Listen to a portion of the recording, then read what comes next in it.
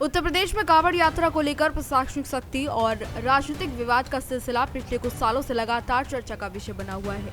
मुख्यमंत्री योगी आदित्यनाथ के नेतृत्व में सरकार ने कांवड़ यात्रा के दौरान श्रद्धालुओं की आस्था की सुरक्षा, इसके साथ ही खाद्य सुरक्षा और सार्वजनिक व्यवस्था के लिए तमाम इंतजाम किए, तमाम कड़े कदम उठाए हैं। इसी प्रक्रिया में साल 2024 से शुरू हुई थी और 2025 से ये प्रक्रिया लगातार जारी है और उसी पर अब एक बार फिर से दिशा निर्देश योगी आदित्यनाथ की तरफ से दिए गए हैं, जिसके बाद अब एक बार फिर से इसको लेकर विवाद शुरू होने की संभावना जताई जा रही है।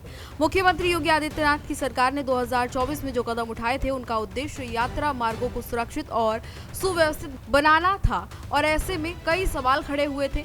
18 जुलाई 2024 को जारी किए गए आदेश के तहत कांवड़ यात्रा मार्गों पर खाने पीने का सामान बेचने वाले सभी दुकानदारों के लिए नेम प्लेट लगाना अनिवार्य कर दिया गया था। इसमें दुकानदार का नाम, पता और मोबाइल नंबर साफ तौर पर लिखने के लिए कहा गया था।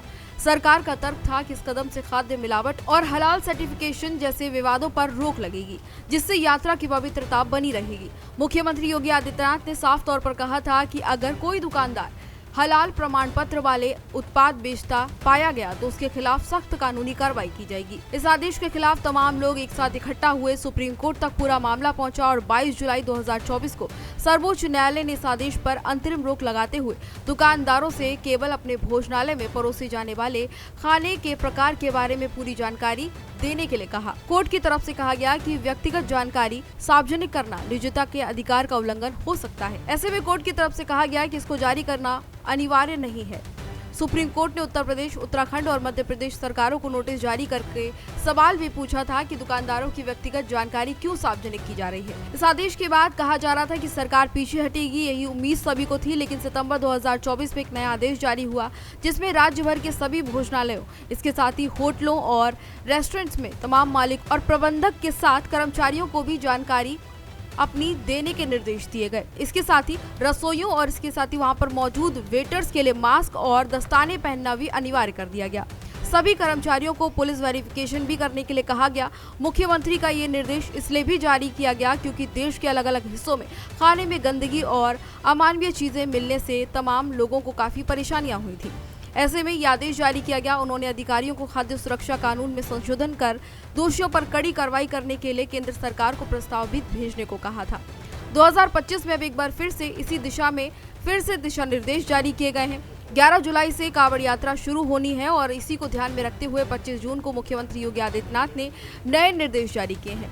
नए आदेश के तहत कांवड़ यात्रा मार्ग पर खुले में मांस की दुकानों को लगाने पर पूरी तरह से प्रतिबंध लगाया गया है। इसके साथ ही सभी दुकानदारों को फिर से अपने नाम, पता और मोबाइल नंबर दर्शाने के लिए कहा गया है। इसके अलावा यात्रा मार्ग पर प्रतिबंधित जानवरों के रोक पर भी प्रवेश लगाने के आदेश दिए गए हैं और खाद्य सामग्री की कीमतें तय करने की बात कही गई है ताकि यात्रियों को किसी भी तरह की कोई परेशानी ना हो सके। गौरतलब है कि कांवड़ यात्रा को लेकर ये सख्ती कोई नई नहीं है। जुलाई 2024 में भी मांस और शराब की बिक्री पर प्रतिबंध लगाया गया था। 2023 में भी खुले में मांस बेचने पर रोक लगाई गई थी और 2024 में दुकानों के बाहर नेम प्लेट लगाने के भी आदेश दिए गए थे, जिस पर सियासी बवाल खड़ा हुआ था। 2025 में इस पूरे मामले को लेकर अभी तक किसी ने खुलकर कोई प्रतिक्रिया नहीं दी है, लेकिन जैसे जैसे यात्रा की तारीख नजदीक आ रही है, वैसे वैसे राजनीतिक बयानबाजियों के तेज होने की संभावना जताई जा रही है। फिलहाल इस पूरी कवायद का पूरा उद्देश्य यात्रा को सुरक्षित, स्वस्थ और इसके साथ ही स्वच्छ और धार्मिक भावनाओं के अनुरूप बनाए रखना है। ऐसे में ये तमाम जो कदम है वो योगी आदित्यनाथ की तरफ से उठाए गए हैं। इन तमाम चीज़ों पर आपका क्या कहना है? अपनी राय हमें ज़रूर बताएं। इसी तरह की तमाम और जानकारियों के लिए देखते रहिए भारत एक्सप्रेस यूपी।